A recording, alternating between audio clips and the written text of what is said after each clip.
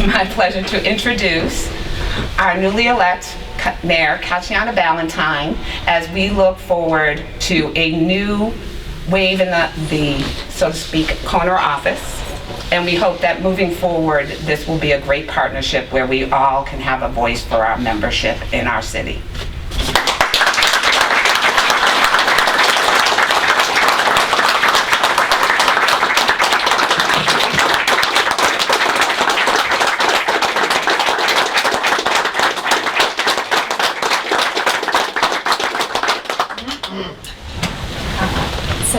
My name's Katjana Ballantyne. I've introduced myself to basically all of you, tried to anyways, when I came around this morning. So some of you, I realize this is the first time meeting you. And for those who know me, please bear with me. So I'm Katjana Ballantyne. I was born and orphaned in Greece. I was adopted there by my Scottish father, hence the name Ballantyne, and my Czech German mother, hence the name Katjana, which is Eastern European. We're a family of immigrants, and we immigrated to the United States when I was 4. I learned then that sometimes people are afraid of differences. It could be your accents, it could be your foods, or it could simply be your culture. So it's always been important to me that people feel included. I was the first and only one in my family to go to college. I worked 2 jobs, took out loans to get a BA and an MBA. I worked in the hospitality industry. I worked in housekeeping. Certainly worked waitressing and many other jobs along the way to get to school. I then, started working, and I've been working for over 30 years. I started off in international supply chain management, in part because as my good counselor and friend Jessie Klingon said on Thursday night, is feeling on the outside. So it always felt more comfortable for me to be in a diverse setting, which back then I would identify as, using the words, it had to be an international setting. Because it was the more differences, the more people were willing to, I felt, sit back and sort of hear, because we're all living in this country having different experiences, but we were rooted someplace else. So about 15 years in, I had paid off my undergraduate student loans, and I said, well, now I can do mission-driven work. For those first 15 years, I did a lot of volunteering. It was primarily with youth. It was also sitting on the board of an affordable housing developer. And I moved into the nonprofit world working in Boston for Jamaica Plain Neighborhood Development Corporation. So they were developing the housing, and I was on the workforce then. This was in the early 2000s. We were trying to connect local people to local jobs, working with women, and primarily women of color, to get them a pipeline to the healthcare institutions, because it was identified those are growth industries, so entry-level positions. Worked with certified nurses assistants on along the Jamaica Way, from independent care to end of life, the Sherrill House and Mount Pleasant Home and Boston Alzheimer's Association, and giving them skills to get on a career track to nursing. So I learned early then is this connection between housing and jobs. And I know my counselors who've been with me for 8 years know that I've always talked about it's important to bring in job opportunities development into Somerville, because that's part of the affordability. You can have your housing, but what I learned when I moved to the Boston area is some of my friends lived in Chelsea. So I lived in Chelsea for about 5 years, and they said to me, Katjana, we know you're in a tight situation, so you come stay with us until you get your first job. And so I slept on their couch for 6 months, and they said, if you want to live here, we'll let you save your first month of income, and then you'll have to start paying rent. So, I learned then the connection between housing and jobs really early on, and also because I was trying to make my career pathway to just being able to survive back then. So affordability to me is housing, and I will do anything and use any tool to support that, but it's also jobs, and it's giving people the economic opportunity, the economic mobility opportunity. I moved into the nonprofit world, and as I worked with, affordable housing and economic development, in 2010, I worked with a group of community-based organizations out of Boston, the Alliance for ACE, Alternatives for Community Environments, Chinese Progressive Association, Boston Workers Alliance, which is trying to employ previously incarcerated people, and the 2007 the Green Communities Act was enacted, and there was the financial meltdown. So these organizations were looking in-house, how can we help the residents in our communities? And that was back then. We were trying to create green economy jobs. We were trying to create a competition network, so Mass Save, who was, taking money for the utilities, were taking money, setting them aside, picking their one and only contractor to do all the installation work, where the jobs and the opportunities were in Boston. So we were working to compete with that, work within the system to make change, and to allow local people to start their own contracting businesses. My adult experience has taught me to value inclusive leadership, and it means something to me. It means something personal because I was not at the table. I was never invited in at the table. So I will say, on the most part, I tend to view things as an outsider.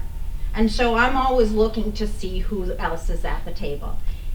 Somerville is big enough, yet small enough, that the divergent views, you can get people at the table, and they can inform you.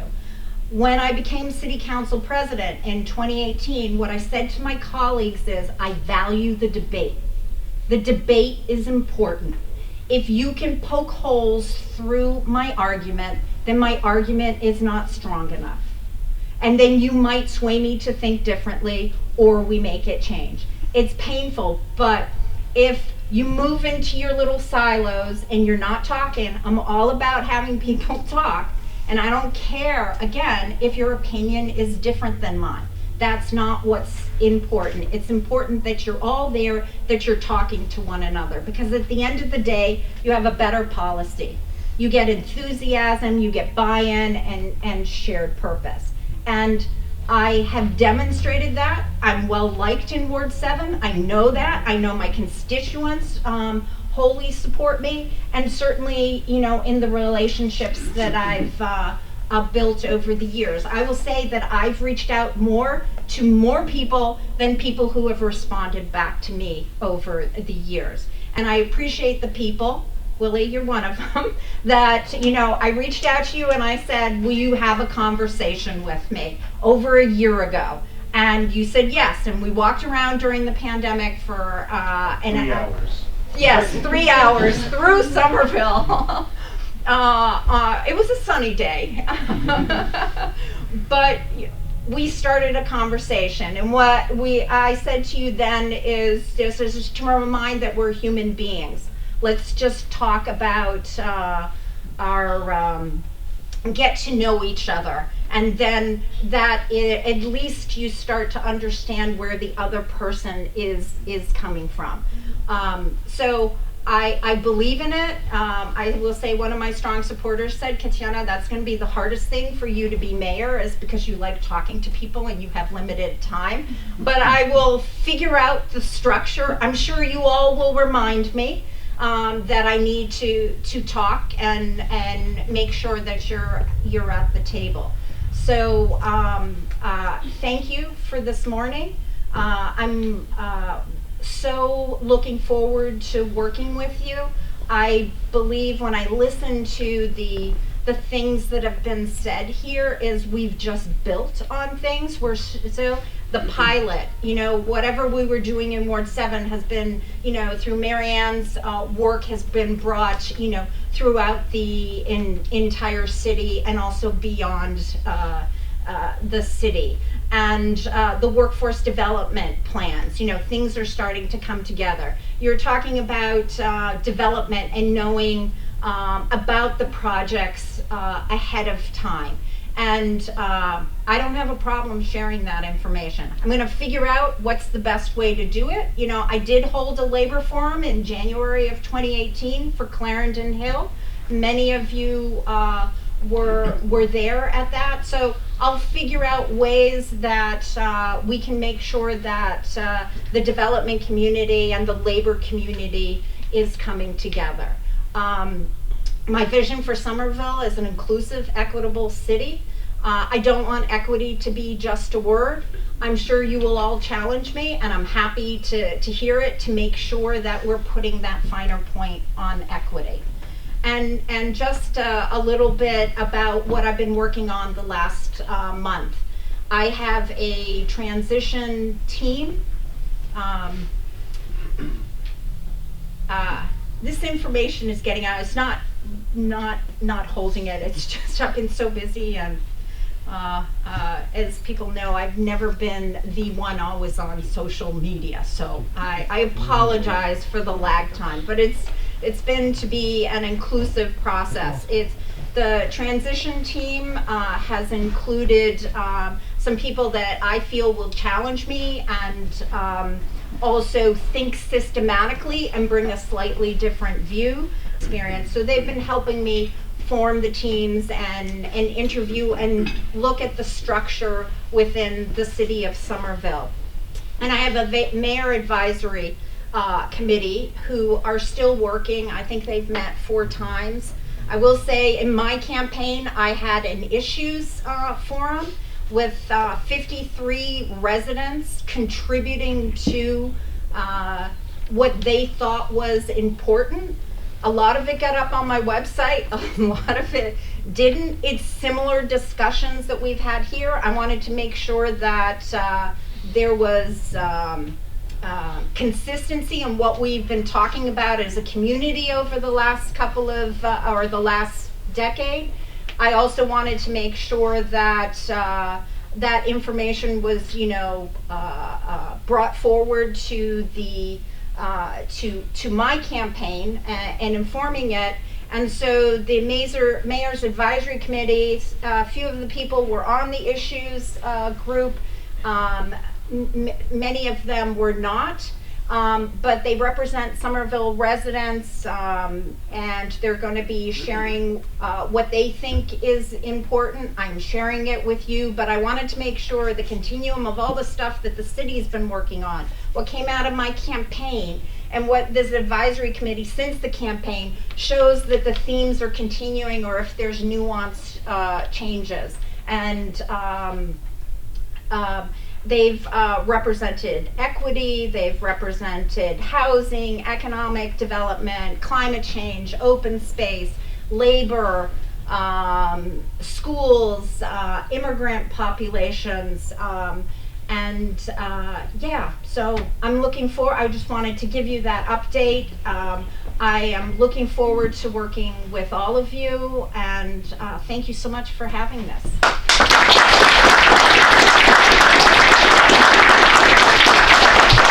Closeout is Rand Wilson, because we know that many of our people here are moving to Winthrop for our union sister Lydia Edwards to get her weapon.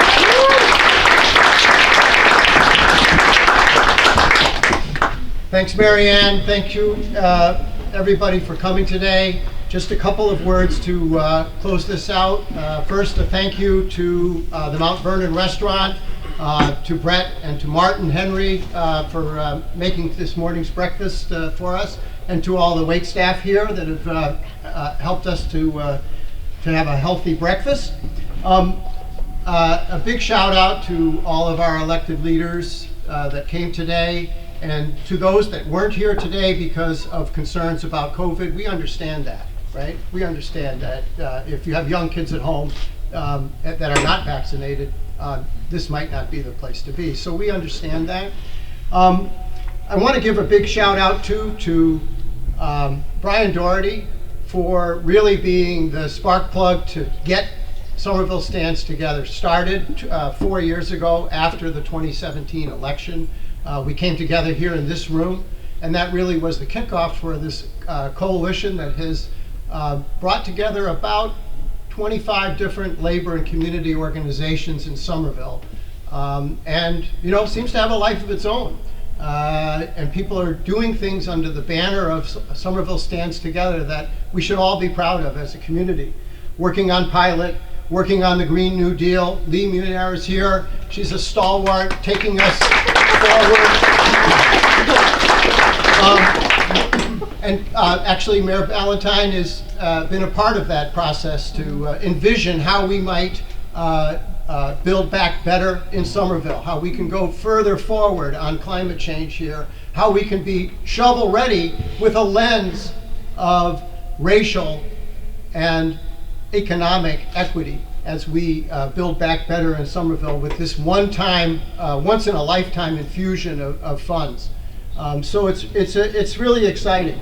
I want to give a shout out to City Council President Matt McLaughlin, who got elected in 2013 and has been instrumental in bringing us forward as a community, in leading this change in Somerville. And we are making a change. We are moving in the right direction.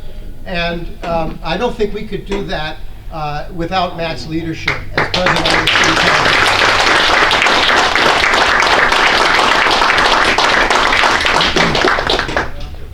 Let's think a little bit about what's coming up in the future, and then we can get out of here. Casella, Marcy Goldstein-Gelb is here from Mascosh. She's been a leader in getting companies. She deserves my applause. She's been a leader in getting companies to that where we have, like Somerville has an ordinance that says you have to pay a living wage if you're doing business with the city of Somerville. And yet, one of our biggest contractors managed to figure out a workaround not to be covered by that living wage ordinance here in Somerville. Well, they're going to be covered now, okay? And because of Marcy's work and the work of Mascosh and the work of the Workers' Center and this community, we're going to bring Casella into the living wage universe.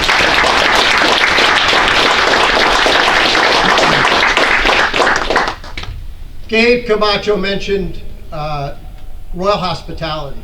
This is something that's uppermost in our minds and Somerville Stands Together. It's something that we have a responsibility to those 300 workers in our community that are going to be displaced by development. And I think that they have not been given the due that they deserve. And we've got to work with United Food and Commercial Workers Local 1445, work with the city administration, work with the state to make sure that everything is being done to save those jobs, to keep those jobs in Somerville, and to make sure that those people that are going to be impacted are given a seat at the table. Because as Mayor-elect Ballantyne said, if you're not at the table, you're on the menu. So we know that how important that is, and we're going to make sure that that process moves forward. Development challenges, Brian alluded to them. The building trades are here, Boynton Yards, Assembly Square, US Union Square, the Green Line extension. Development in this community is on fire. Let's make sure that it's done fairly. Let's make sure that it's done equitably, and let's make sure that Somerville is benefiting from that development, not just the billionaire class.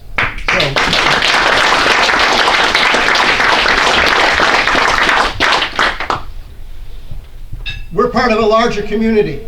It's not just about justice here in Somerville. We're fighting well beyond our city limits for many things that are important.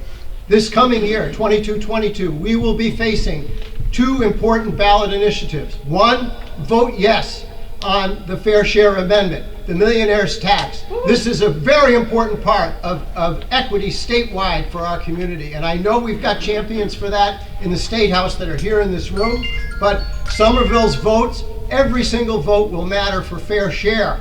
We've got to overwhelm the suburban and the fear mongering that's going to come. We need a huge turnout in Somerville for the Fair Share Amendment in November of 2022. There's pledge cards out there. Let's keep building the campaign. We know that if we reach people with our message before the fear begins, before they begin their what I would call like an anti-union campaign against taxing the rich. That's what it is. That's what it is. If we can get to people sooner, we can prevail. On the opposite side of that, Lyft, Uber, DoorDash, these so-called gig economy companies are trying to put into law the misclassification of employees that they have instituted. And it's resulting in a rip-off for workers and a rip-off for our communities. They're dodging taxes and they're not paying their workers fairly. This is going to be a huge, challenging fight in 2022 to stand up to these companies and vote no on the Prop 22 look-alike ballot initiative. It's not going to be easy. They have unlimited funds, and they are going to try to buy this election. And again, we've got to reach people with our message about what it means to be an employee, and what is the cost of the gig economy, what is the cost of next day delivery, what is the cost of Instacart, and all of these programs that they're avoiding giving workers a real job with a future that they can believe in, and that we know our communities need those jobs to have the kind of communities that will come together that we want. So, it's a new day here in Somerville. We are going to make this a union town. Some people have mocked us about that. You might, sort of an inside joke, but Somerville is a union town. We're on the right path. Thank you very much.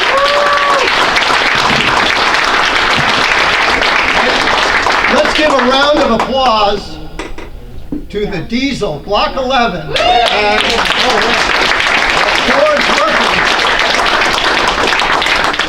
The company recognized that union of those workers voluntarily. That's the kind of employer that we're looking for here in Somerville, that recognize unions are a good thing. Workers should be able to come together, and this will be a benefit not just to them, but also to management and promote that enterprise. So we want to see more of that in Somerville.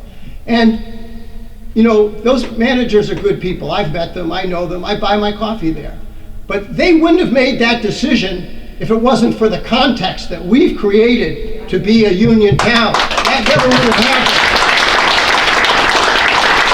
So we're not asking our elected officials to do our job for us, but we are asking you to help us create that context where employers, developers, builders feel a responsibility and know that they're in a context where workers' rights must be respected. Thank you very much.